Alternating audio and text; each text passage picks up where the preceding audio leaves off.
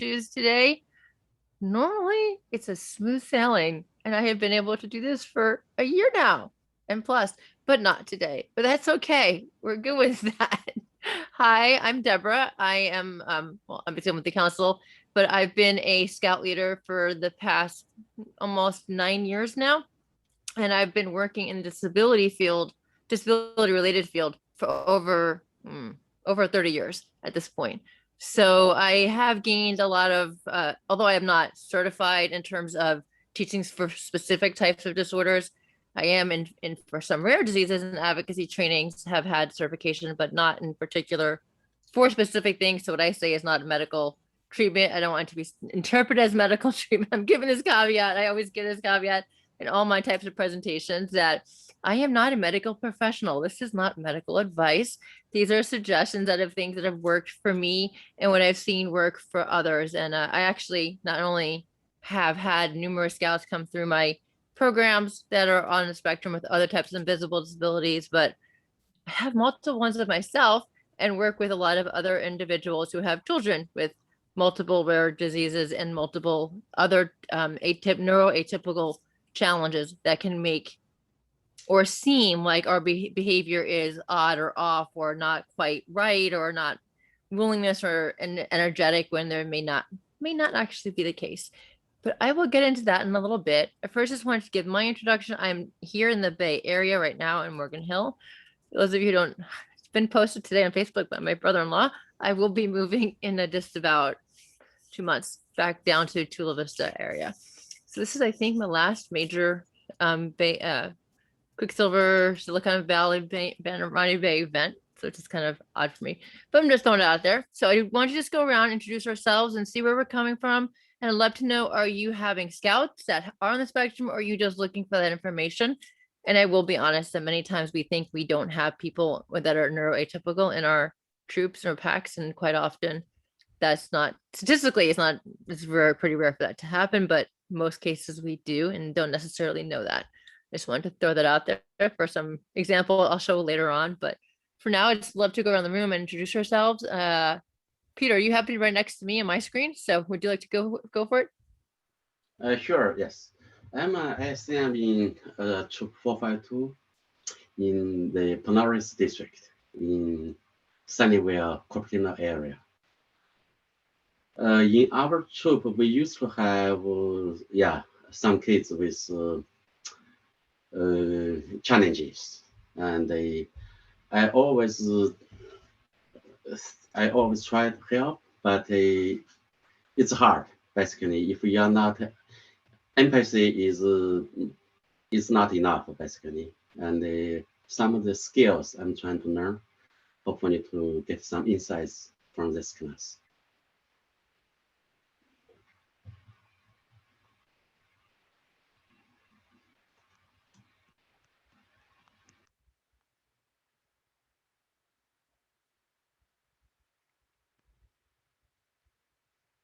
Mute myself. Thank you, Peter. That actually is one of the issues that I really do want to talk about is what do we need to do as adult leaders? How do we help, whether it's Cub Scouts or whether it's Boy Scouts, Scouts BSA, where do we and how do we step in and help and make that transition for people? And that is something I'll discuss in a little bit, but I first want to go, Tim, have you up? You want to introduce yourself? Yeah, I'm Tim Ha. I'm with Troop 163. I'm an ASM with the troop.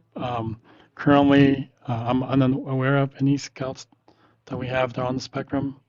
I just want to get the insight and knowledge. And I will say, when we talk about troops, it's really good to actually get involved, the youth leaders, especially the patrol leaders that are working with the particular scout that has a neurotypical pattern for learning, whether it's learning disability or autism or just any other learning disorder. It's something that I've actually worked with the Boy Scouts on, and when I was doing camps or even with the troop that I'm an ASM with, we do training for them so that we help them understand a little bit more on how to interact with somebody, especially like helping somebody advance. And how do you interact with somebody when it's time for advancement, and whether it's the questions or teaching, and how do you interact with that? So we'll definitely address that. John, you're up. Intro, if you'd like.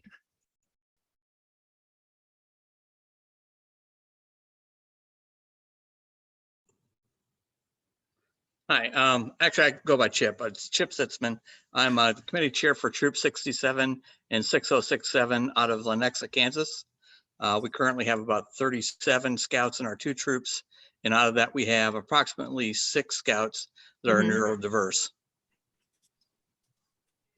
Okay, and are they all in the same patrol, or are they No, different AVs? they are in different patrols. We are a linked troop, and so we work together. It is primarily, it's about split half and half between the boys and the girls who are on the spectrum for us. Thanks. I just was asking that my first pack, then my first den, I had 3 scouts that were on the spectrum and 3 scouts are ADH. And one of them was ADH with oppositional defiance disorder. And the next year we also had a scout join my den that was for high functioning Downs. So I got thrown in the deep end and learning this stuff on how to adapt, especially with scouting. How do we adapt it? Because ultimately we want the scouts to have fun, right? We want them to be as independent as possible, and yet help them achieve to the best of their ability within the framework of their own abilities, right? Defining Yeah. that. And So unfortunately for us, we last week lost a scout. We had to remove one from membership who does have some mild autism because his behaviors and were becoming a safety concern for other scouts. yeah, and that's one of the issues, right? Is Mhm. when someone is acting in a way that transitions from, being having an episode or having a reaction, whether it's a physical, cognitive, mental, or altogether reaction to something. When do we have to step in and say, okay, we need to stop this and we need to remove them?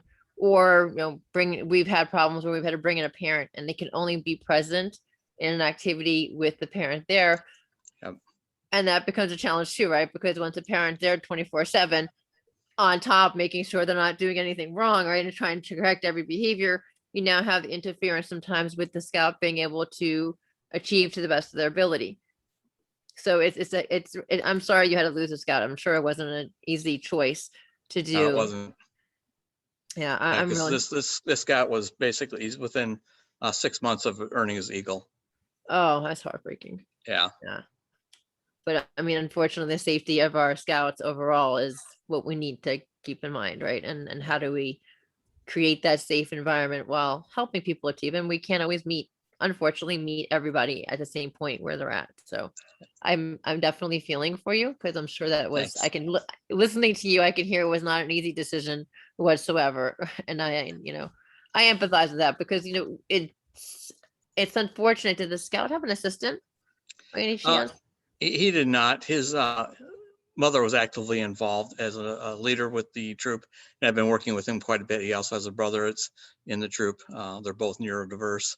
Okay. It just had reached a point where his attitude had gotten to the point where he was not willing to cooperate anymore with what we were trying to do with him, Right. to work with him. Yeah, and that becomes a challenge. That's why I was curious about assistants, because sometimes people have these assistants at school, right? And if they have an assistant at school, they're very likely going to need an assistant in the troop. And then of course comes a question of how is that paid for and who pays for that? Does the troop pay for that? Does the parent pay for that? I mean, how does that work? Does the person volunteer? I mean, it could be all different options. None of them are easy to come about.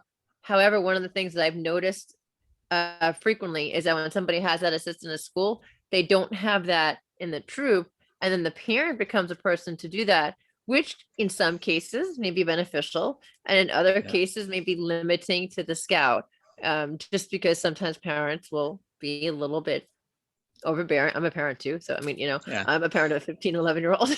Well, and parents are good resources, but it's hard as a parent to handle your own kids sometimes, and to Absolutely. be that person that's trying to help them and at the same time hold them accountable. And it's a real struggle for parents. I feel very much for this parent, and they have really been struggling with this for years to help their child. And there's just only so much they can do.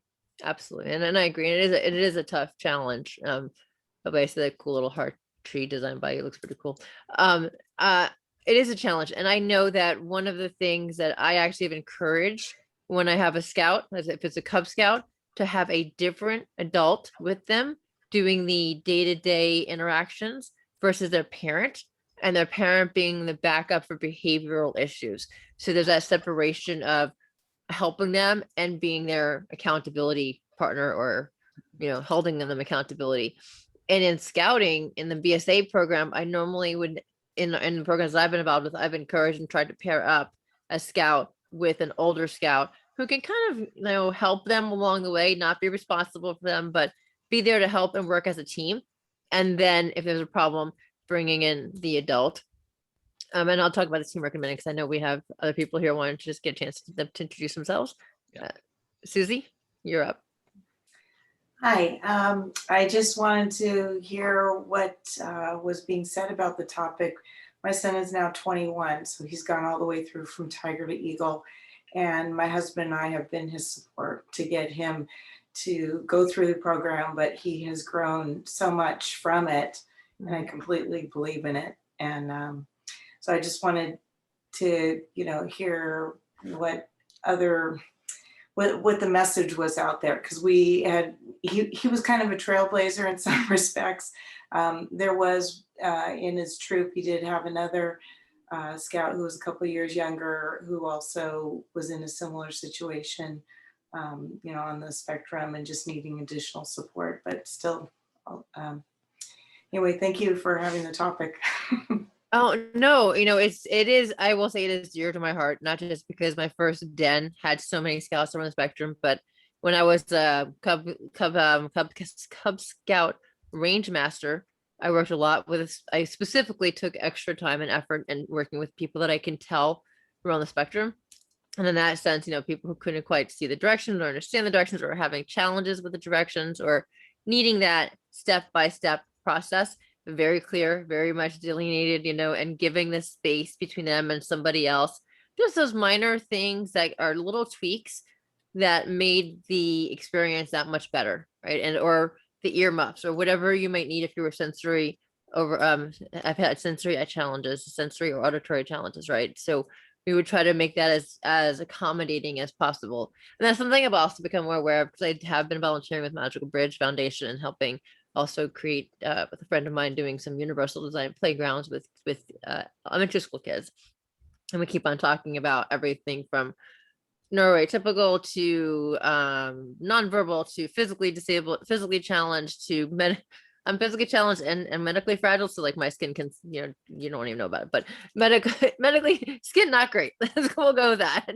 And, learning how to work around all of my challenges, especially over the past 5 years, has given me such a greater understanding and empathy for what somebody with any kind of cognitive challenge is going through, because I ultimately have significant cognitive challenges where my brain and my mouth and my muscles are not connecting with what I want to say. One of my disorders, my autoimmune system attacks the receptors from the brains to the muscles. It makes communication sometimes not so much easy, not always my friend. But with that, Adam, I want to turn it over to you. Sure. Adam Braun, ASM with Troop 33 in Los Altos. We're a large troop, 120 scouts. Don't know of any scouts that are on the spectrum in our troop, but I'm sure we've got something. I just wanted to learn how to identify or help some strategies here today. I always say you would have more than a few. Statistically speaking, you would have, between for neuroatypical, by the time you go through autism and you add in other learning types of disabilities, it comes out to be closer to 1 in 4 having of some challenge. I think it's 1 in 50 right now on the spectrum, but it's probably higher than that, because many times it gets undiagnosed as learning disabilities or other challenges. As with most invisible disabilities, it can be hard to diagnose if you are not at this certain level, right? The certain markers where they automatically see things. So I can tell you, there's, statistically speaking, especially being in the Bay Area, you probably have a few in your group without necessarily realizing it. And that's one of the things I love the idea of, how do you identify it? Because sometimes parents don't want to identify. Sometimes parents don't get that diagnosis because they don't want their child labeled, right? And well, that's good and well, and I understand that. However, as leaders, right, we want to know everything we can know to help the scouts do the best they can do. You know, and I'm sure Susie can mention this too. Is this typically words that your scouts would use to help guide them, like face check, or certain words that might redirect a person, and that my parent and child would always might use be their key words to kind of get focused, get on task, and without saying get on task, they might have a different verbiage. But learning the verbiage and the communication skills is really essential, but also observing how people react. I gave this example that I had a scout that was not advancing, and it was thought he wasn't advancing because he was on a spectrum. Well, it ended up being he didn't understand the knots, not because of spectrum issues at all. It had to do with the fact that he was like left-handed. So it wasn't it was nothing to do with this. It was nothing to do with this spectrum. And as we're working, and I think I want to say hi Sierra, we're literally doing the knots on my leg braces, and we're just, yes, there's trees nearby. We still didn't have my leg braces. I'm not really sure what was what was the value in that, but as we're doing them, I'm noticing he kept on going back and forth between right and left hand because the instructions were from right-handed. And as we went through it, I realized, pretty quickly that he was left-handed, and maybe I noticed it because I'm left eye dominant, right-handed. So, I kind of get that concept of going back and forth with the hands. Anyway, we got through that, but then he had a challenge getting through the process of answering the questions to be marked off by the older scout. And it was because the older scout was looking for a very specific verbiage as per the guidelines in the book. But this scout was never going to get those words out the way that he was looking for it. It's just his brain would not process it, right? And one of the things I tell children all the time, and I have slides if you guys want to see it, but I tell children all the time that when I tell children, or Boy Scouts, actually, that our brains are computers. And sometimes people with autism or any other type of learning disability might take in a little bit differently, might process a little bit differently, and pop out the information that will be slightly different. It doesn't mean it's not as valid or that the intention isn't there. It's just the verbiage may not be there. And so I took that older scout aside and explained how we need to be open-minded about an answer, looking at also the concept of what is he or she trying to say, what is the purpose behind what they're saying, and does that actually meet the mission of the question in itself, right? So when it comes to the heart of it, is that what the question is about? And if they're getting that, then we need to go with that to accommodate that ability, right? I mean, so that we can be understanding and yet empathetic to the situation. They're not going to get those words out no matter how many times you try to get it in, pop it in their head. It's not going to happen. I saw Susie nodding her head, by the way. So Susie, did you want to say something on that one? But it is, you give you banging your head against the wall trying to get somebody to say something the way you want, and it's just not going to happen because the brain isn't going to process it that way. And so I ended up, when we spoke about this and he went back and he listened to what the scout's answers were, he realized he knew everything. It's just coming out a little bit differently, but the purpose and the mission and the ideal behind it was there. So that was something that was very important. And I wanted to give you a chance to, I don't know if you're there or if you were just hanging out. Yes, I'm here, I'm listening. So I'm a Weeblo leader. Okay. And I'm also a new chair, outdoor chair coordinator for Troop 931 for my older son. So I thought it would be a good idea to attend to see what I should be looking for, especially planning outdoor events and overnights, what kind of accommodations scouts might need. And yeah, basically that's it. That's great. And you know what? You brought up a really great point of accommodations, right? Because one of the things that many people don't realize is that sometimes people with autism or other types of spectrum disorders also have mobility challenges, may not be able to hike. And even though they don't look it, they look like they might be able to hike 2 miles, might only be able to hike a mile or maybe even only half a mile, right? And that's not something they say or talk about very often.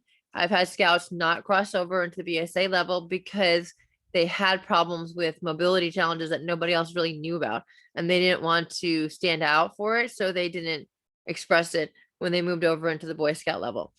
So I would say, though, that it is important to speak with the families to find excuse me, to find out if there are mobility issues. If you're camping overnight with somebody on the spectrum, I would, especially in the beginning, or any type of learning disability, especially in the beginning, I'd highly suggest they have an extra adult or parent to be with the child, scout, because we don't know what their reactions may be in a social setting. You know, when you're in a meeting, it can be very structured. And with that structure, which is much easier for somebody who has any type of spectrum disorder because they process things in a very strict, you know, ordered manner on many, not everybody, but on many occasions, people that are neuroatypical will do well with structure, do well with that next step to the next step, like what I like to call structured socialization. And it can be a very useful tool. However, when you go camping, you have a lot of open time, a lot of free time.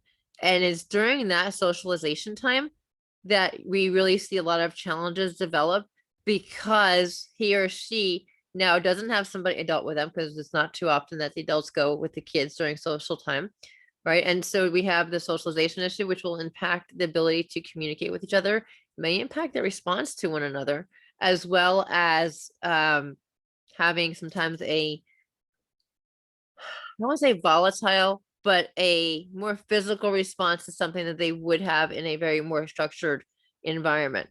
And then this is one of the things where I give the example of, one, we should always use open-ended language, no matter who we're speaking to, but especially somebody who is anywhere as any neuroatypical, any type of invisible disability, of communicating in a very open manner. And this is one example I'm going to give to you, then we'll go back to the accommodations.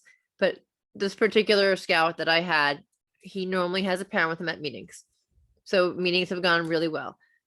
But we went camping and he had a grandmother come with him instead of his parent. And this was the first time that I had seen the grandmother with him. During social time, during the hangout time, she hung back. Now this is with my Cub Scout packs. So I have my son, who is a den chief from the Boy Scout troop, hang out with them during that socialization time, so that it wasn't like an adult hanging over them, but was there to give us warning if anything happened. Well, unfortunately it did. He was being accused of attacking people with a sharp stick. And of course, we all came over, and two of the leaders and I separated him and moved him to the side and went to talk to him. And it ended up being that even though, yes, he had a sharp stick and I could see he was visibly upset. How do you think that conversation would go to de-escalate the situation? Anybody have an idea how they would start that conversation? Try to make this interactive, guys. You're only slightly better than Boy Scouts and Cub Scouts. Wait, no. Cub Scouts answer questions. The Boy Scouts don't. So, I mean, you guys got the cameras on, which is great, because, you know, the Boy Scouts don't do that, but answering questions is so hard. John, you have an answer? Not really. I mean, all right, that's fine. At least I know you're here. You can hear me. I'm sorry. I'm a person who's been on Clubhouse for the past couple months. So I know when people hear, because they have these little they flash the microphones. So I know when people hear. When I'm looking at the screen, I can't quite tell. But anyway, with that is okay. That's a good answer. It happens for me. I've been a hotline counselor, but I've also been a mediator. So I learned the open-ended style of and communication classes. And I learned that open-ended style of communicating at an early part in my career, you know, in terms of working with people. The first thing I said to him was, you seem really upset. I can see you're upset. And he was crying. And I'm like, I can see you're really upset about something. And can you just please tell me what's happening? What did you see and how do you feel?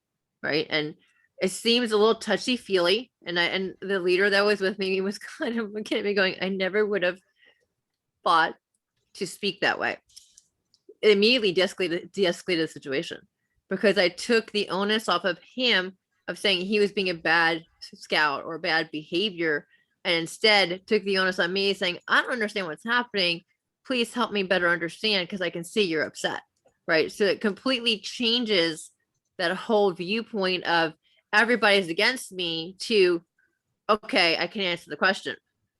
And ultimately, it ended up being really simple. He built something with the bocce blocks in the little bocce ball area we had. He built a tower, and he was trying to protect it from being knocked down. And we had then the discussion of, was that appropriate behavior? And and also the discussion that the bocce blocks don't exactly belong to you, they belong to the whole pack, right? But we were able to transition there after we de-escalated the situation. And so one of the things that I really can't stress enough is learning how to de-escalate a situation before it becomes a problem, right? Because when it becomes a problem, you have you can have volatile behavior, right? You can have volatile reactions that are just not going to work, right? And if you can de-escalate a situation, then all the better. We were at Chesborough and I had a scout when I was on the range. He was a Weeblo, and they put up their the thing for their. I'm having a cognitive moment of not being able to get my words out, but the bullseye, the piece of paper they shoot at, and so he put it up for his lane. Had another scout put up for a lane next to him, and they shot that person for when we got allowed to do one shot each, shot on his target. Now he could have moved and switched spots. For him, this was a trigger.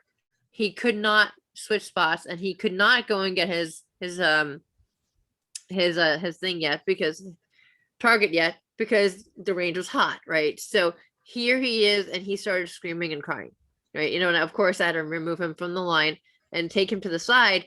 But to de-escalate the situation, because at this point now everybody's attention is focused on him and not downrange, right? So that's obviously that's a safety issue. And so in this particular case, because it's a safety issue, this is a range, I have to keep my ranges safe. I asked him to come back later, but immediately I asked the parents, is there anything that I need to know about, right? Without saying directly, is he on the spectrum? Because some people might be offended by that. And so she did say that, yes, he has some challenges. I happen to have a service dog, so it's a little bit easier for me than some of you guys, because my service dog also de-escalates situations. And if it's a service dog, I bring them around. They de-escalate amazingly. I'm not as much as I'm laughing about it. Service dogs are now being used very commonly with people with autism, especially nonverbal, because that communication, especially a child with nonverbal autism or other types of nonverbal challenges, may not be able to connect to other kids, but can make this connection to this animal this just can be a human, beautiful connection that can be very calming. And so my service dog loves kids, and especially works really well with kids on the spectrum. So when somebody having a situation where it might be escalating, he literally will come over and put his head on their lap and just sit there to calm them down, which is really sweet and great. Now, I know you all don't have that, so that's not really an option for you guys, unless you go train. No, I'm not going to tell you to go train a dog. But when you don't have that option, what I originally was saying for the parents to come back during lunchtime, and it would be one-on-one with them there, of course, so it wasn't breaking my PT, but for having that one-on-one with their scout to really help them do the best that they can do without the distraction from everybody on the range. And I know that's not possible for everything, but that concept of developing a one-on-one experience, or developing one-on-one for knots, or anything that can be challenging, or anything that requires a step process, can be really useful to have somebody paired with them that can help them guide through it, whether it's an adult for the younger kids or an older scout in the Boy Scout program. And again, the example is my older son was doing popcorn sales, and it's got to been really a long time ago now thinking about it, when he did popcorn sales. But when he did popcorn sales, that scout that we had that was a high functioning Downs, he came up with my son, and he wasn't originally ready to open up and ask people, if they wanted to buy popcorn. So he spent probably an hour shadowing my son, and then started asking, and then eventually moved to on his own side to ask, right? But it has to start with that partnership between somebody. And one of the things that I try really hard to do, because I know it's getting a little bit late, I did have a couple of videos, but I'd rather have these conversations of how do we, in issues, what do we do in an example of a problem. But I will say that one of now I just lost my train of thought. What I was going to say, one of the things that I have seen most is when we pair somebody together, pairing them with people who understand. So what I used to do before Cub Scout camp I would have a part of, all of our camps always start with a training for the youth staff and a training for the adult staff. And besides having the team building exercises like the human knot and all those other fun, crazy games that we might do, or, some edge challenges and so forth, I also have some role plays that which we can't really do through Zoom, but the role plays that we would do that would really give an idea to help signify what these challenges are like that somebody may face. One example to give you guys this in your mindset here of having somebody, you have five people, one person is in charge of reading something really quietly from a textbook. One person is supposed to listen and focus in on that, while the rest of the other three people one has like an index card rubbing against the neck, one's patting the head, and one's like yelling really loud, right? And trying to just give this concept of sensory overload and how challenging it must be to learn what the directions are to something with a sensory overload. And how do you find that out? And how do you not get angry or upset or agitated? And so one of the reasons why we do that is to really help somebody recognize those different viewpoints, whether it's sensory overload, whether it is a reading challenge. If you have somebody who has reading disabilities or like such as dyslexia, right? Creating a system where somebody's reading and doing instructions for them, not necessarily calling out the reading, just quietly providing that information, right? So that they're not feeling, they're already probably hyper aware that they're different, right? Because they know that they have dyslexia and such like that. But even if they're not told that, they know something usually is something, there's something different about them. It ended up being in one of my den meetings with my younger son, there was another scout who had, I don't know exactly what his learning disability is, and I do know he had a problem with reading. And when we were doing around the room reading of a project, my son would go in and whisper to his ear the next line. And it was actually the sweetest thing because I never told him to do that. So I mean, I was really proud of him. It was a good proud mama and scout leader moment, just to see that he recognized that he needed some help, but wanted to do it quietly so as to not have him stand out.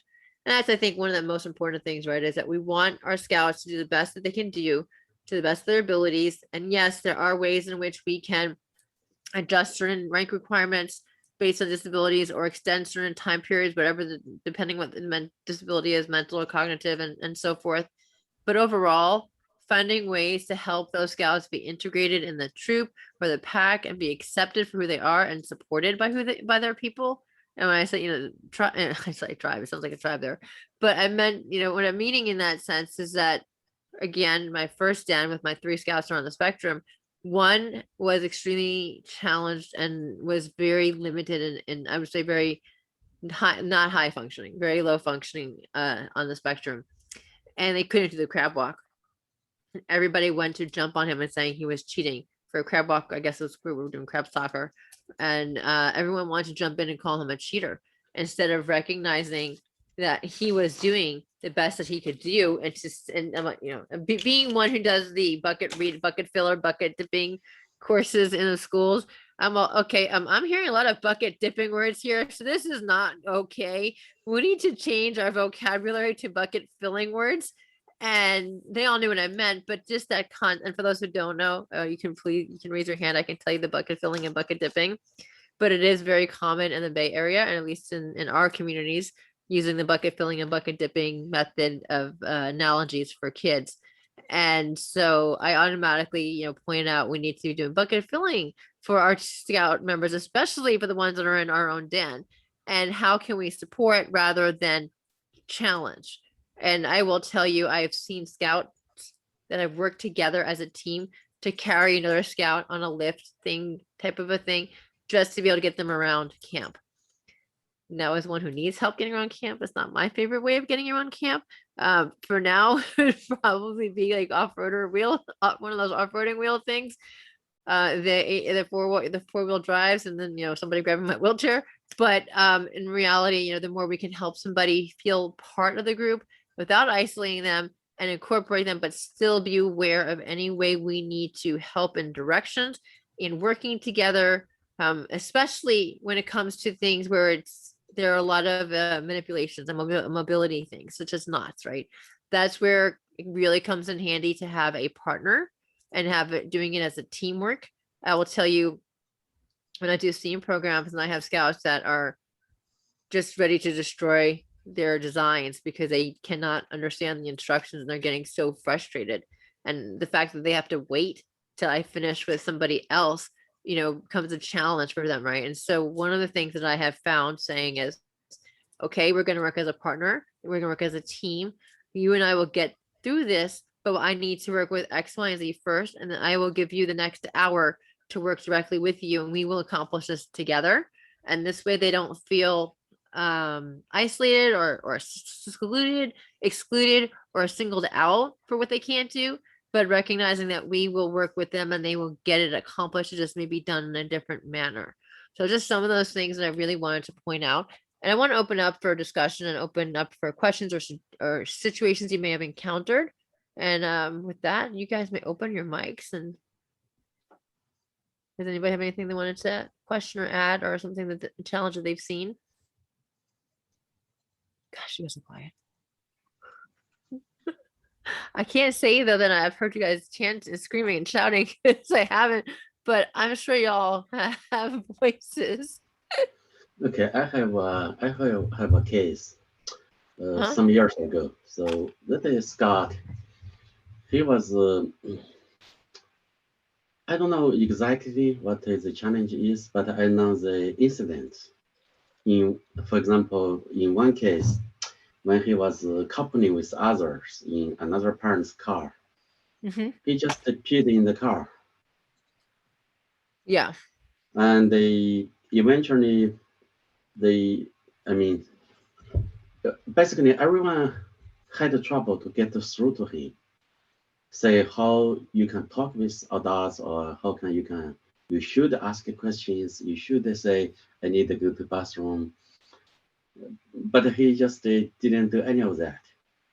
But most of the time he looks normal, and but he doesn't take any kind of teaching or any kind of recommendations, suggestions, and the parents were aware of the problem. But basically, it was a very, very hard problem, and eventually he was let go out of the troop. Right. And that does become a problem, right? And especially if they're not, I'll be honest, there are times we can't, there are limits to our abilities, right? There are limits that we can do. And the more we can be as inclusive as we ideally wish to be, right? I mean, we can create as inclusive space as possible, but it may not always work if the family is not in an alignment with support, so that they know the best way for their particular scout. And that's sometimes a challenge to find. And sometimes that requires a sit down discussion with the family member, the parents, or whoever it is that they live with or work with them, to have this discussion of what is it that you do that works, and what is that you do that is a trigger, and what is it that I need to know to stop the trigger. Is there a keyword? Is there a redirection? Is there an activity? You know, and I know in camp a lot of times we had envelopes that were like a red envelope that we would give the scout, and that was their break. That meant that they were delivering it to somebody. They think they're delivering something, but it was their break from whatever the activity was, to give them that breathing moment. And I'll talk about breath work in a minute, because I happen to also do breath work, and I will actually tell you a surprising response that I had when I did breath work with people that some of which were on the spectrum, which was just incredibly surprising to me. But I'm really glad. It was just a really big, I almost stopped doing it because I was actually shocked by the response of the scout. So I was kind of thrown off by for a minute. But yeah, Peter, if I'm understanding this correctly, it's about the fact that the scout had challenges and the parents knew about it, but they weren't really identifying how to help him, and that it wasn't really working yet with the school. Is that how I understood it? I just want to make sure I understood the situation. So once we found out the problem, we asked the parents, at least one of them, to attend the outings, like to go with us for every outing or every place we go. but seems to me that the parents also had trouble to really to get through to the kid, to say this is wrong, this is right, don't do this, do that instead. I can see that. Yeah. Because, the parents, well, first of all, let's face it, we are just human beings as parents, right? We're going to make mistakes and we're not going to know what's perfect or what perfectly works for our kids. And especially as we're not necessarily, especially the parents that when their kids are getting assessed at school or doing things at school with it in the classroom and integrated, and then they come home, they don't necessarily know what they need to do to help make things better. And sometimes the parents are having challenges themselves because parenting a child who is neuroatypical is not an easy task. There's a lot of groups that will support this, and I have plenty of links. I don't want to bring them up right now because I'm having computer challenges, but there are a number of groups that work a lot, and they've come out from recent studies too on different programs for neuroatypical kids, especially working with avatars and doing things through computer type generated programs and such as that to help in the terms of understanding the activity and what is expected of them.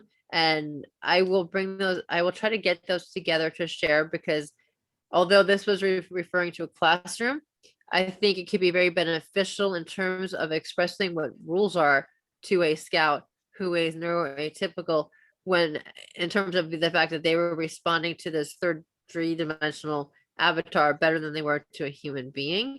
And many times as you would see somebody who especially on the spectrum might not look at the person that's talking to, might not hear everything, or if they're ADHD, like my kiddos, they will miss probably 2/3 of what is being said to them and will completely and utterly forget it a minute later, which is just what happens, right? I mean, a lot of times you think they're listening, and like all kids, you think they're listening many times or not, but especially with ADHD or other invisible challenges, we don't know how their brain is processing, how much fatigue is being impacted, what is impacting them at that particular moment. So that is something else I will share because I just think it's a really great program that I saw. That is just some research that was recently came out just a few months ago of ways of other types of methods of working with neuroatypical. And when you hear me say neuroatypical, it's actually something that the autism community is actually embracing that terminology of neuroatypical, and it's basically representing all people who have a different neurological way of processing information than what is considered the typical method. And that is very an all-encompassing term, but it also is less a term of segregation or separation. And typically autism that has not always the best connotation with it. So it is I can see why people in the community are embracing it, but it also applies to people like myself whose brains don't process the same way now that I have lots of disorders that impact my cognitive abilities. But Adam, I saw you talking before. I didn't know if you were talking to us or if you were talking to somebody else and you just were muted. Okay. Well, I was wondering, and John or anybody else, you guys have anybody else examples that you might want to bring up of some things you might want to discuss or some things you might, what do you think are some issues that you might have seen that you don't really know about happening and you wanted to know a little bit more about that? And if not, I mean, I'll show something in really end, but does anybody have anything? It's really quiet. Oh my gosh, guys. Okay, let me get this thing here. Okay, now of course I can't see what I'm sharing because it's like a really weird situation. Okay, well, I had just brought this up because this is what I actually had it up here last year of autism and invisible disabilities. And there's something I wanted to discuss before we're finishing up soon, I know that. But with something I wanted to discuss about disabilities versus the impact of these disabilities, but difference between empathy and sympathy and how do you think that relates in these situations? Okay, please don't make me call on people. I am used to calling on people. Let me just say. I did that. I did the merit badge counseling for a while. So anybody want to just throw out some ideas of what the difference between empathy versus sympathy might be?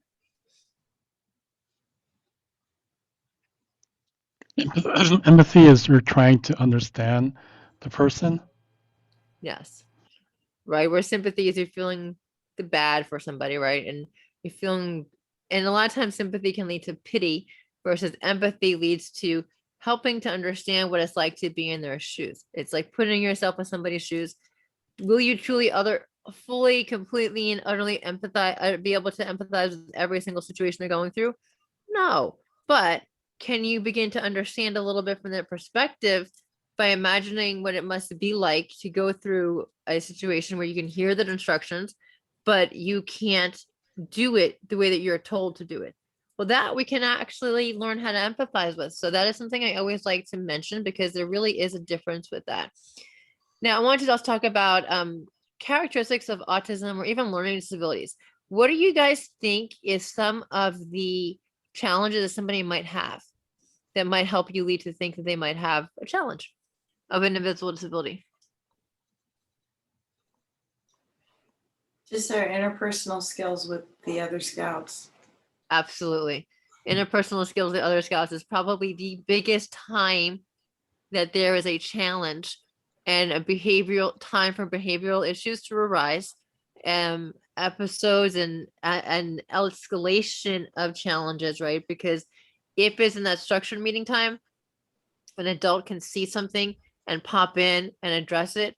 But when it's at socialization time, we're in the back of the room, or as they say, we're all the way in the back. We don't matter anymore because they're doing everything, as my troop would say. But again, we're not there. We're right not next to them, so we don't see everything that happens, whereas they do. And there have been instances where people have gotten violent, and most are not. Most situations are not violent. And I want to clarify that straight up. Most are not violent. Has it happened? Not violence in per se of just threats or things like that, but it can be it can be interpreted scarily. Scarily is a word. It can be scary for the individual who is on the other end of it, but most of the time it's a communication issue. It's a communication issue with the person who does not have the same interpersonal skills. Doesn't mean they're not fully competent and cognizant, but it does mean that they are not able to communicate the same way, and in their response may be agitation. It may be through anger or yelling or upset or not wanting to be touched or not wanting to touch somebody or hug or share the seat or anything like that. And it's not because they don't like somebody. It's because in their brain they need X amount of space around them, or they need to be in this particular seat on this particular bench at this particular moment. And for everybody else, we don't get it, right? But for them and their mind, it makes exact perfect sense. And we really need to be flexible with that interpersonal skills and helping to the best of our ability, because ultimately we want our scouts to succeed. We want them to be successful, and we want them to feel included. And we want to be as inclusive as possible without threatening the health and safety of everybody else. And I know that's something that John, I don't want to come back on you on that, but I feel for that decision, right? Because I know that wasn't a light decision. And yet it's a decision that has to be made at some point in time if somebody is of danger to the troop or the pack, right? Because, or whatever group you're with. But if it's a danger to everybody else, it has to be addressed. And yeah. And the other thing with that situation, we knew that we did not have the resources available to us to really be able to address his needs at that point. Right. And that's something you mentioned, resources, right? There's one of the things is helping parents is a really good resource for people. There is questions about Autism Speaks for some people don't like it in the autism community. That can go both ways. I do also have, and I'm happy to share with some links of some groups that do work with autism in our area, as well as online. I've also been working with some people too that are really specializing in this area, where if we need services, these may be groups to contact and reach out to. And if you want to, I was gonna say, oh my gosh, DM me. I'm so used to being on social media at this point. If you want to have those contacts or further conversation, because I know it's already 4 o'clock and I'm trying to be cognizant of your time, then please email me. I can get you some of those contacts and those companies that are working within the autism communities and neuroatypical disorder and neuroatypical communities, to really help to see if we can find you the resources for these extracurricular programs. Because like John said, a parent has a challenge enough being a parent of somebody on the spectrum, asking them to come to every meeting is a really high burden, you know, a really high level to pass, right? I mean, I'm not even at every single meeting. I'm at most meetings, but I'm not at every single place and every single time. And a parent, to ask a parent to do that, and then to also be the one to not only help, but be the person who is also there to punish or redirect. That's a lot to put on one poor parent who's already probably overburdened and overworked with everything else in the household going on. It's not an easy task to do. So trying to get help is a really important factor. And I did want to mention that. I wanted to go to this real quick. I think I have my video on here that I wanted to show this for you guys real quick before we left. I just wanted to get an idea of, like, if you're doing this reading challenge, read it in 30 seconds. I should have had my hints blocked, but read what these sentences say, and what do you think they were saying? And I would make you read it out loud, but y'all aren't very talkative today, so you know. I'm not gonna put anybody on the spot. I mean, you know, if you were a scout, no. I mean, it's all good. I don't want to put you on the spot to read it. But do you see the challenge in those words? And they're not even a significant one compared to what somebody with dyslexia might have. And I'm just showing you this because I want to understand that when we teach in scouting, if we're doing a merit badge counselor, if we're just teaching anything, or even having our scouts teach during our leadership trainings for our new leaders each year, there's something else to keep in mind too, is to give them a few minutes of a discussion on different invisible disabilities, whether it's, you know, things like chronic fatigue. Like personally, I have chronic fatigue and chronic pain from all my other disorders, but also this here is reading problem right here is a light dyslexia. If you only give written instructions, somebody who has dyslexia may not understand them. And that's actually an issue, right? So talking about when you do the EDGE method is not just giving directions or instructions writtenly, doing it orally, possibly even diagramming it if you can, so you can have visual, auditory, and manipulatively or manual, so that you have different methods of learning for the scout. And it really works for all scouts, right? Because not everybody learns the same way. This is another challenge that I always have people do. And this one, I would like you guys to read out loud since you've seen this one before. It's a common challenge, but if you all read it out loud and you know, you're supposed to, can you say the color of the word and not the color that it is? So the word that it actually says, not the color. And I'll love you to do this 3 times, or I'll even just say twice. And let's see how fast you guys can do it and how much you guys can get this one right. Guys, I'm you. Come on now. Don't be shy. I think it's easier when English is your second language, because then you're just reading. Maybe. What about everybody else, guys? Come on. You know, saying yellow, blue, orange, black, red, green. I'm like the only person talking here. All right. I won't make you guys say it. I will say, when you turn around and you say this at least 2 or 3 times, by the end, you are mixing it up. I mean, no matter how good you are in the beginning, by the end, especially if everybody's all doing it out loud at the same time, it gets mixed up. And the reason why I always have the word challenge in here is to simply show how quickly it is you can get things mixed up. And when our brains are computers, when that happens, right, when our brains are mixing those things up in our mind, right, how do you reconcile what you're supposed to do and what you know and what you are able to do, and what kind of frustrations or agitations that might lead to, and what that might result in? How might that be expressed in those frustrations?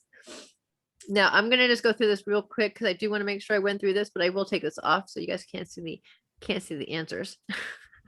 I realized it's right there for everybody. So real quick before we close out, because we close out, I think, at 4. Is there another session after this? Okay, I don't know. That's the last one. This is the last hour. I thought so. See, I was supposed to have neck surgery, which got canceled only after being in the hospital when they couldn't access my port, and they had to send me home after 6 hours. So that's the whole long story. But anyway, I just want to ask you guys the myth: the people with autism don't want friends. How many people think that's true? Yeah. So you can see Susie's face because she has a son and she's like, yeah, not true.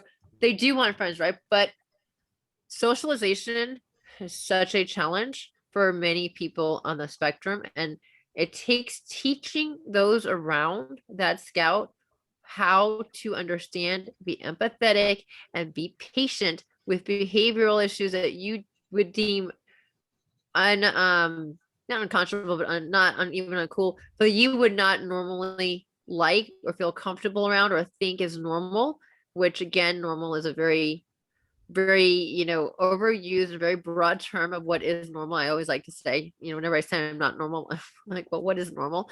But reality is, for example, there's still a scout that I work with that is on the spectrum, and he loves to be socially engaged with people, but his social ability to connect with others is limited, and trying to teach those around him, and especially in his patrol, how to work with him, how to accept those challenges, and how to work around them and with them, and how to include that with them. And if anyone knows a magical bridge, you'll know we have these little cozy corner thingies and cozy coos where people that who have sensory auditory challenges and overload can go into those areas and still be part of the playground. And when we did these universal design playgrounds for the children, they came up with the concept that it should be a cozy coo kind of thing, but with clear glass or plexiglass, so they can still see everything around them, but have the opportunity to have that sound barrier and that space to remove them and give themselves some space from other people, which I just thought was a very unique look at things. But this other myth is that people with autism can't feel or express emotions, any emotion, happy or sad. What do you guys think? Oh, they can definitely express emotions. Right. Yeah. But happy or sad, is that easy thing, do you think, to express for somebody on a spectrum?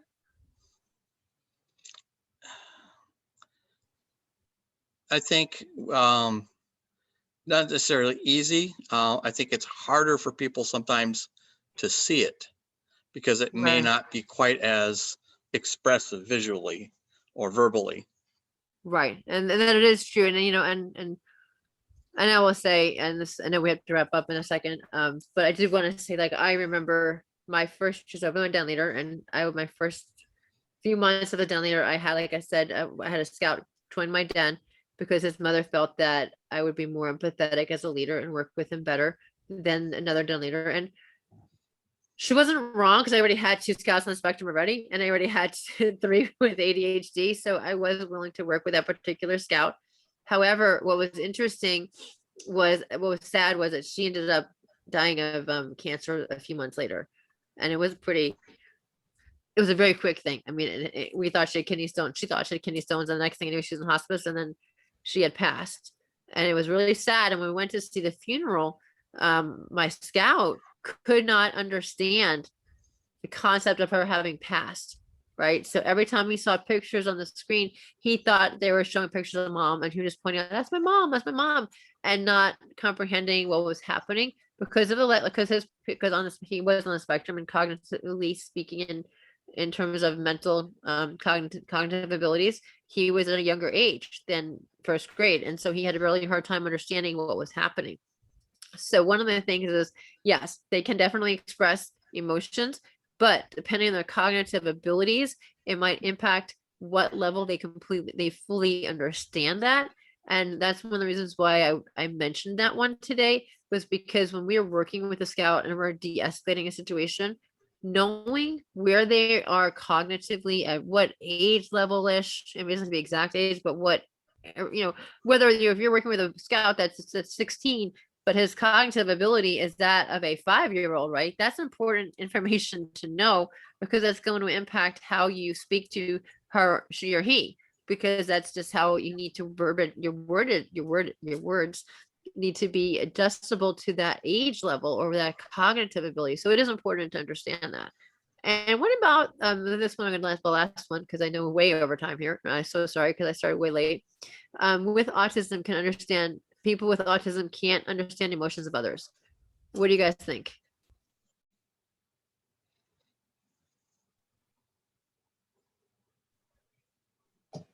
I think they have a hard time reading other people. Absolutely. Yes.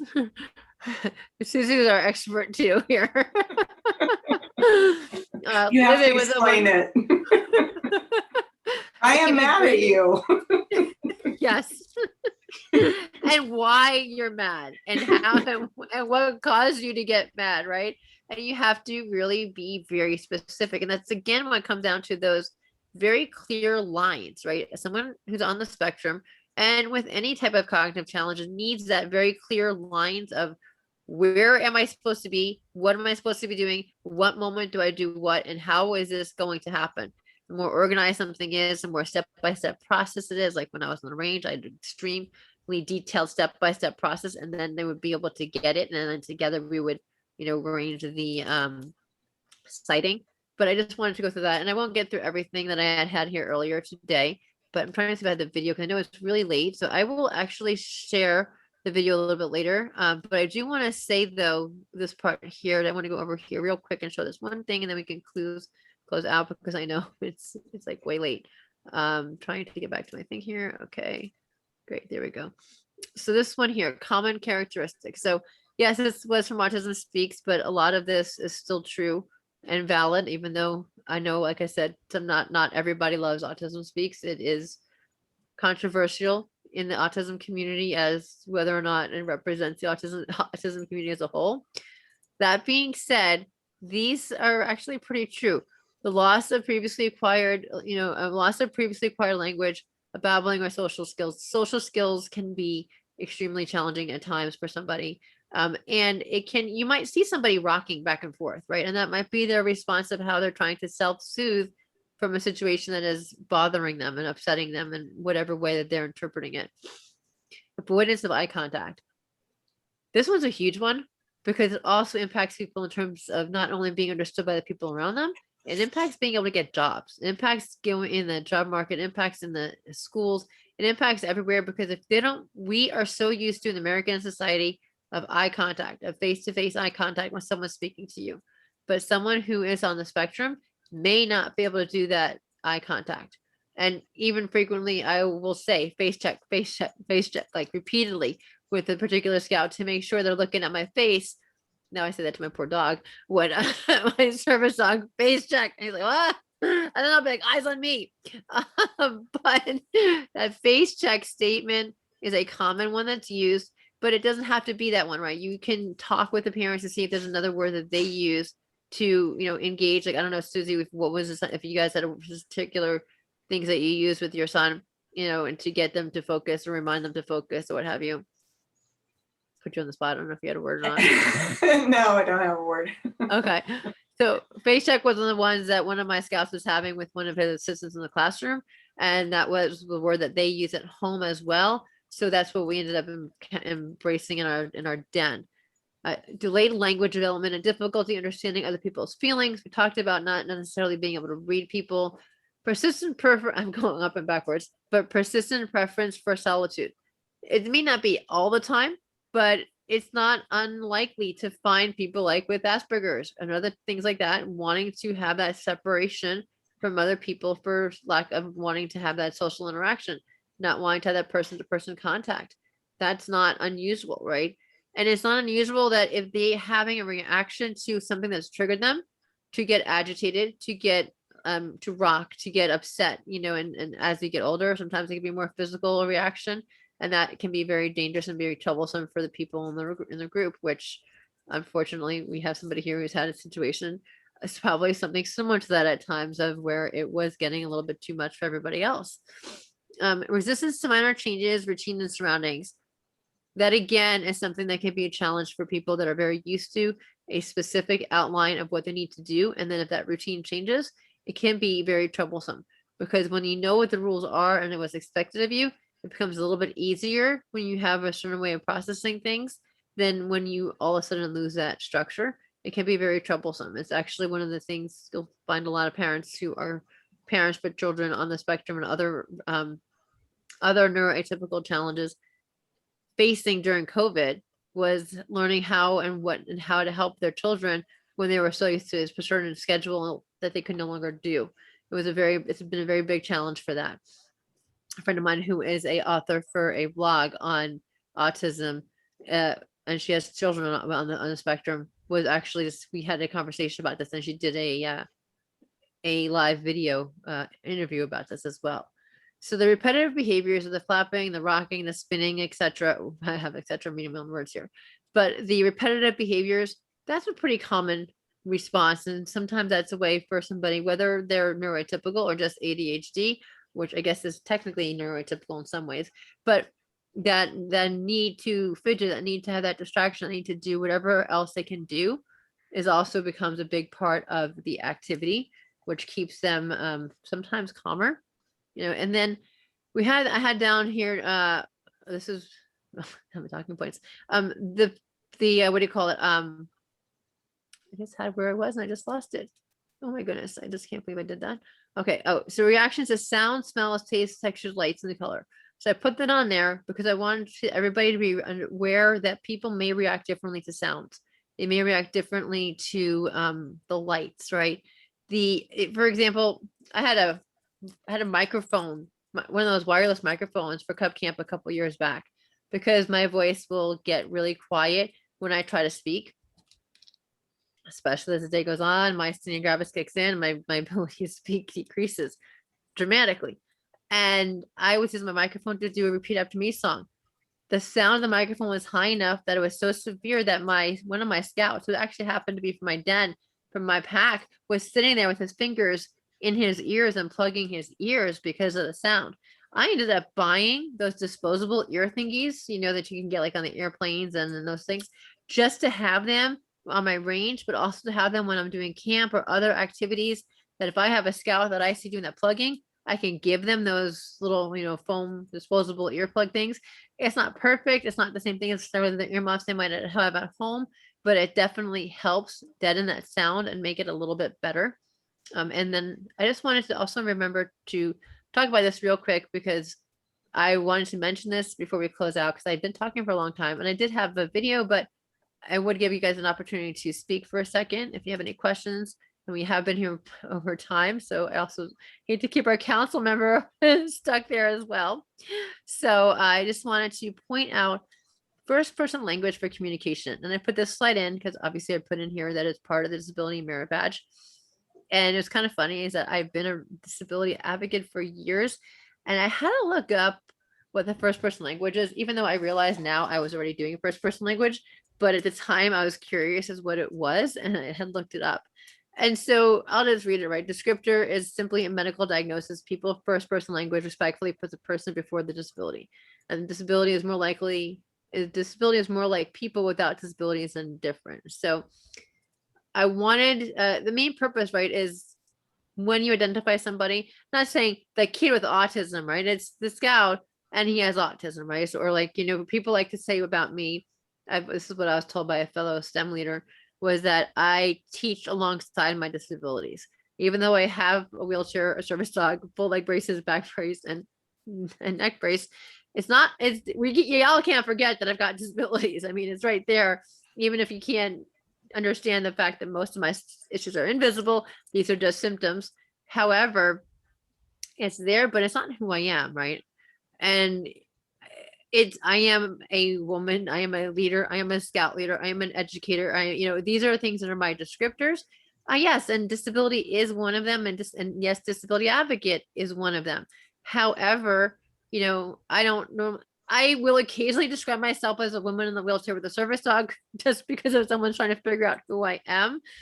Well, that makes it really easy to find me, right? Or I know that when I was scouting back when we had the scout camp opened by us, one of the people told one of my fellow scout leaders, well, yeah, the woman in the wheelchair with the service dog, she's the one that's coming up.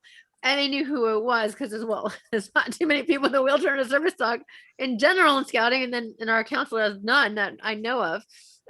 So, it was an easy way for identification purposes, but I am not my disabilities, right? I am the person of all of what I accomplished, right? And I always like to tell people that I'm not defined by my obstacles, but I'm defined rather by how I overcome my obstacles. And so I very much strongly encourage people to see every small achievement that the scouts that are on these spectrums or on these neuroatypical disorders, see the small achievements and recognize them, because sometimes those big achievements can be really far away and it may seem like they're never going to get there, but celebrating every small achievement on their way up there is incredibly important. And I remember my first time doing a den meeting virtually, and we're doing it. I did this with Ken and Diane, and we're doing it for kindergartners. This young boy had to have been somewhere on the spectrum or something and could not participate in the beginning of the meeting. But at the end of the meeting, he could. And all I wanted to do was give this kid a fist bump. And I'm like, I can't award him through a screen. You know, how do I do this? And how do I give the kid a sticker? You know, and I just wanted to give him this big, you know, kudos, because he had changed so much in that one meeting, right? In my first camp, I had a scout the first day going in circles around his mom because the sound was overwhelming, because we were shooting into the trailers over at Lake Cunningham, and it was too much. And I looked at the mom and go, well, does he have auditory issues? Is he auditory? Is he sensory, auditory sensory? She's like, yeah. I'm like, well, do you have earmuffs? She goes, yep. I'm like, all right, bring them back tomorrow and we'll work with it. But at the end of the week, he was volunteering to go first in the truck, and he actually took off his earmuffs the last day. So I gave him the most improved award, and apparently it was the first time they ever got an award. So they were going to leave early and ended up staying to receive that award because it was so special to them, which of course was like special to me. And when he ended up seeing me in the parking lot in the supermarket months later, like I would never have remembered. I'm awful in memory faces anyway, but I wouldn't have remembered because it was so much later. He literally came running up to me to just shout out to me, say hi to me, to tell me how much fun he had at camp, right? And just happened to be, we ran into each other in that spot, and his mother had said that he doesn't go up to anybody and talk to anybody. But because of the time that I took to work with him, give him that space. And yes, I did, instead normally when you have 4 kids in the trailers, right? It was just me and him in the trailer. And this way he had all the space he needed without feeling that whole pressure of anybody to compare against, right? To just be his own version of himself. He was very successful. So I just share that because it's really important that we recognize that we're all on this journey in life, right? But yet we all have these obstacles, some of them us more challenged than others, but we all are overcoming them, and how we overcome them and how we show others how to overcome them and how do we be present for them to help people overcome them are all valid points. And like I've been talking for a really long time.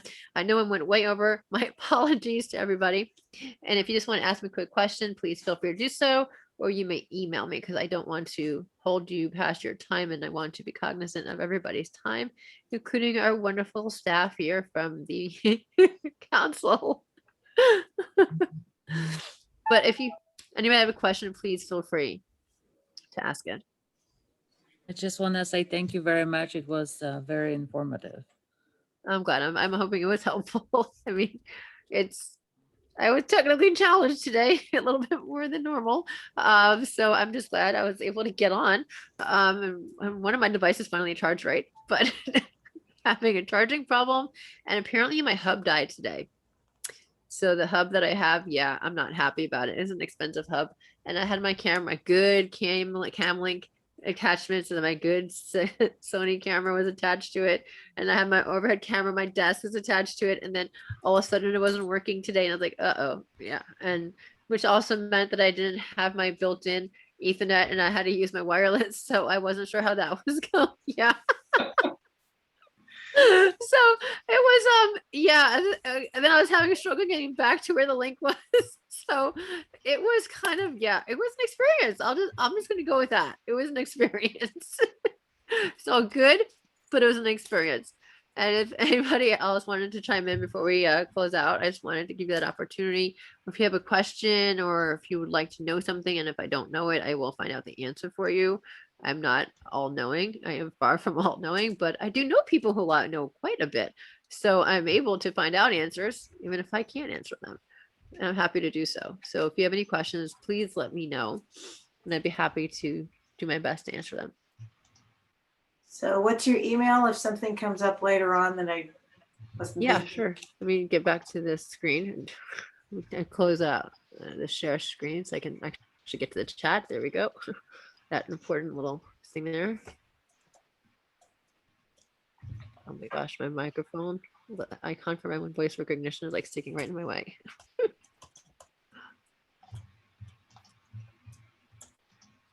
And that's the other thing too, is remembering that some people might need accommodations. Voice recognition, especially for learning disabled, is a very common accommodation, you know, and working with whatever accommodations they might have at school. If you have someone who's really low functioning, you might want to find out what type of IEP plan they have, or 504 plan they have, to see what they are doing in the classroom, because what they're doing there, yes, I will be happy to show the PowerPoint. With what they're doing there may not be the same, but could be very useful.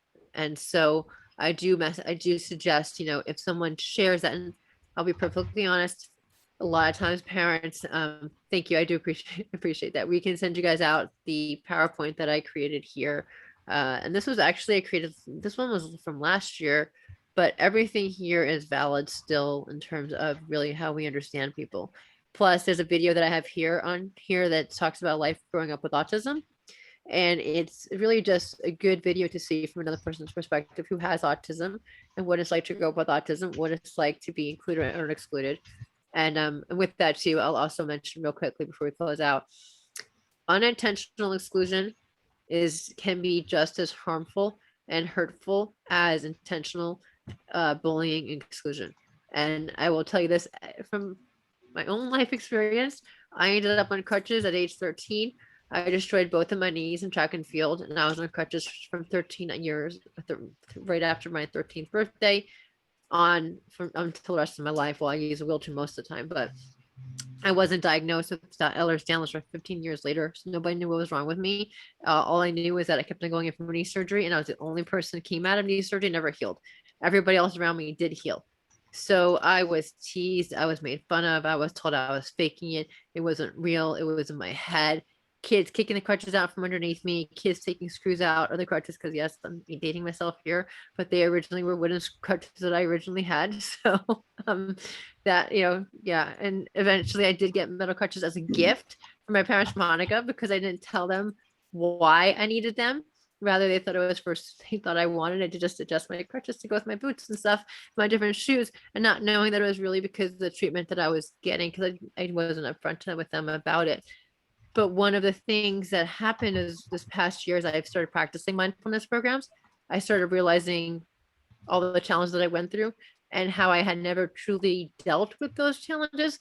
And one of those things, when I started journaling about it, because that was I was asked to be able to prepare a speech for a podcast on bullying. And that's always something I mention in the Disability Awareness Merit Badge, but I usually gloss over it when it comes terms to myself.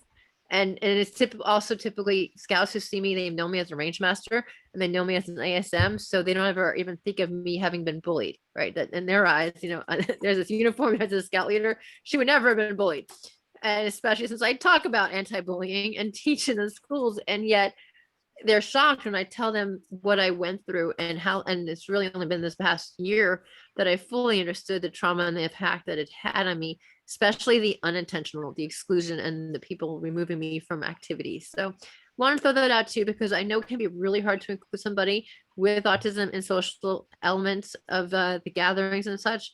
But I think it is important to find a way to try to include somebody the best to the ability of the patrol or the pack, because it will have an impact on somebody that day and later on as well. So I do mention that for that exact reason. I just want you guys to kind of have that in your mind, as well as that it does matter.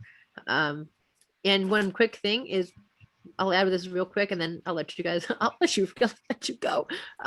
Breath work. So breath work sounds kind of like, oh, as my older son would say, very hippies like mom. That's my 15-year-old voice there. But I will tell you, I have gotten 6 scouts, several of which were on the spectrum, that were running around a campsite to sit down and do and pay attention for 6 minutes of a breath activity. Now, mind you, I was in shock and I almost stopped because I couldn't believe it was actually working. But I was like, whoa, wait a minute here. I will tell you, they stopped. And it wasn't anything like close your eyes and dream you're on the ocean or something like that, because obviously not everybody can do that. But it was stop and look around, 5 new sounds. Look around and listen for 5 new smells, you know, and we did that type of a thing, and 5 new colors. And just the breath from, I guided the breath work in and out. I don't want anybody who wants to talk to me about this another time, I'll be happy to do so. But I guided the breath work in and out, just a very simple diaphragmatic breathing. And then that simple guidance of those things. And I didn't do more than 3 to 5 minutes. They were all quiet. I probably could have gone on longer. I was just honestly blown away that it had worked for that many kids in that particular situation. I happen to do guided breath work now with adults on Clubhouse, which also works, but it was just very funny, but it's also very useful. And just another idea too for the calming of somebody is moving the left hand and the right hand different directions. So typically I do it on my service dog for me, and it's something I learned during my service dog training when we have guided imagery done and led for us by a counselor from actually the Dream Power Horse program in the San Martin area, Gilroy area. But the concept of moving your right hand and your left hand different directions, you can even do it on your leg. It is balancing your left and right brain to an extent, right? Because you're engaging your right and left brain to move your hands in opposite directions. And especially if you're doing it on your legs, you might be feeling something, or an animal, or whatever texture you might have that they could be feeling it on.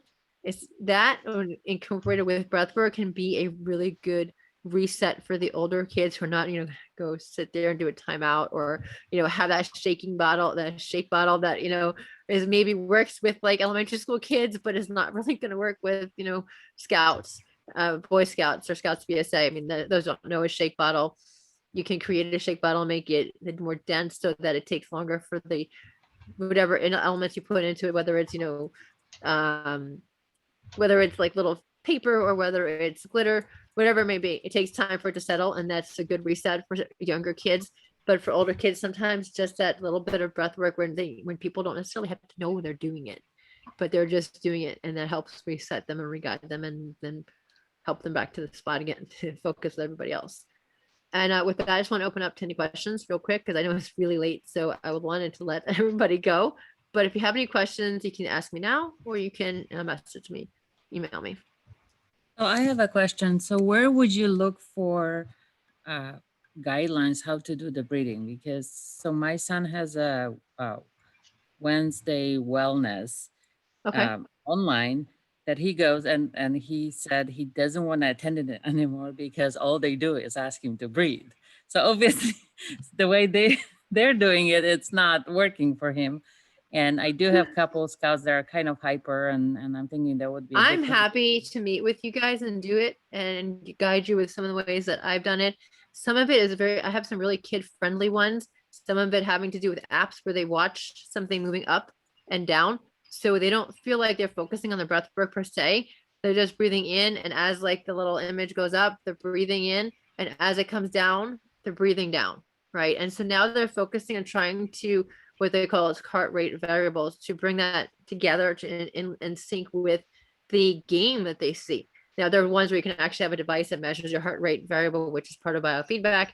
But in terms of just the breath work, there are games and programs, especially for kids, that are designed that way, that they don't feel like it's being a forced breathing activity, right? They don't feel like it's this forced punishment, because sometimes when kids hear breath work, they feel like they're being punished and that they have to get this, especially the special training of something that makes them different from everybody else. But the more, and this comes with everything in life, right? The more we can make it as a game for kids, the more likely they are to do it. I mean, how many of us have had a race with our children to get out of the house to, pick up your shoes and pick up your clothing before you leave the house, or get the clothing into the basket, or, how many pieces of clothing can you pick up off the ground, or garbage off the floor, right? I mean, we've all, as parents, we've all been there. But the more we make it a game for kids, the more engaging it is. So if you want to message me offline, I'd be happy to tell you those different things that I do. And I'd be happy to help you guys out as well, too. So, and I can tell you too, my 11-year-old does the breath work with me. And I also have done the Tai Chi breathing, where I pull my hands up, where I would normally do a deep breath in and calm breath in, bring my hands up to here, turn them down, push slowly down to push away tension. And I'll say pushing away tension and releasing my breath. And I would do the full breathing while doing it. Again, one of those times I was blown away when I went to show it, and they all did it. and I had like 10 scouts all doing a Tai Chi breath. And I was like, whoa, okay, we'll go with this then. And, we did a couple of more. I didn't expect them to actually do the hand thing, but they actually did do the hand thing when I was doing it. And I was like, well, okay, great. So sometimes just changing it up versus just breathe, right, can be a challenge. And especially when you want to teach diaphragmatic breathing, where you get more oxygen, you reset better, because traditionally, especially Americans, we breathe into the chest a lot versus breathing into using our diaphragm for breathing. And that full diaphragmatic breath, where in the traditional initial types of meditation, we'll start with what they call a 4 count or square breath work, where you breathe in to the count of 4, you hold it for the count, and then you breathe out again, or you hold the count of 2, and then you start breathing out for the count of 4, and then wait 2 and then start again. Mind you, I can't count it barely. I can't even count in one breath. So, I changed it to a little bit differently for the people that I work with, but it does work, and that breathing technique can work, as well as adding in different chimes or sounds or ocean sounds. I mean, there's a wide array of things that we can work with, but it really depends on the kids, and making it a fun activity versus a feeling like it's a chore, right? As soon as it feels like it's a chore, people don't want to do anything that's a chore, or especially kids don't want to do anything that's a chore or job. As parents, and many parents know. So I hope that helps. If you want to contact me, I'm totally Yes, open to that. Thank you so much. I guess they were not making it really fun. It's hard to make it fun being a mom. I know a little, I'm coming from both aspects of the educator element as well as the mom. So I'm always trying to make it fun for my kids. And even when they were younger, we did children's yoga and all these other types of things that they've grown up with, and finding ways that makes it work. So even though my 15-year-old thinks it's silly stuff at times, when I'm having a challenge, he will remind me to breathe. He will remind me of my mindfulness affirmations, or remind me of, the good things that I do. Like if I have a moment where I'm, as a mom, second guessing myself of my capabilities, whether it's because of my disability or other challenges, or trying to do business in the middle of COVID while working with my kids homeschooling, it's been kind of crazy. And then my kids will remind me that I'm, I'm not going to say the word on here because it's being recorded, but a bad, a mom, and, in a good way, but that's how they see me, even if I don't necessarily always see myself that way. And yet my kids hear me doing the positive affirmations and daily gratitude work and things like that. My younger son made me little stickers that say awesome mom, and labels that say greatest mom ever, or, all these cute, wonderful little affirmations. And often we think our kids aren't listening, but apparently mine are, even though it seems like they always have their headphones on for games. Apparently at moments in time, they must not, because my husband and both of my children have seemed to have listened to something that I have said, because they have all reminded me of mindfulness during this past couple of weeks. So I do say, the more we can incorporate and make it fun for them and make it their style, the better it's going to be. So, and does anybody else have anything before we close out? Well, thank you very much. You're welcome. Thank you so much for staying, guys. I totally appreciate it. Great. Appreciate everyone's patience for me Thank coming, you. not working exactly on time, but we got it working. We made it work. We went with the flow. That's what we say, scout camp, right? You work, hope for the best, plan for the best, expect everything, expect everything in between, or expect the worst and be flexible for everything in between. So, we went with what I got here, and I'm really, I'm glad you guys all stayed, and I'm glad I can help out, and if I hopefully helped answer some questions for everybody. Okay. Good luck with your move. Thank you very much. Thank you. Thank you. Appreciate it. You're welcome. And if you know anybody in the Imperial District, let me know. Deborah, if you send me the slides, I will Yes. send it off to all the participants. Thank you Awesome. so much. I apologize for being late. Oh, I had technical challenges, so I was late too. So then I thought I missed it, actually, because when I didn't see you, I'm like, oh no, did they all leave? No problem. I thank you. Thank This is you. this is weird feeling that this is my last, major thing. I mean, I'm gonna try to walk in the 4th of July parade, but it'll depend on how I recover from my surgery.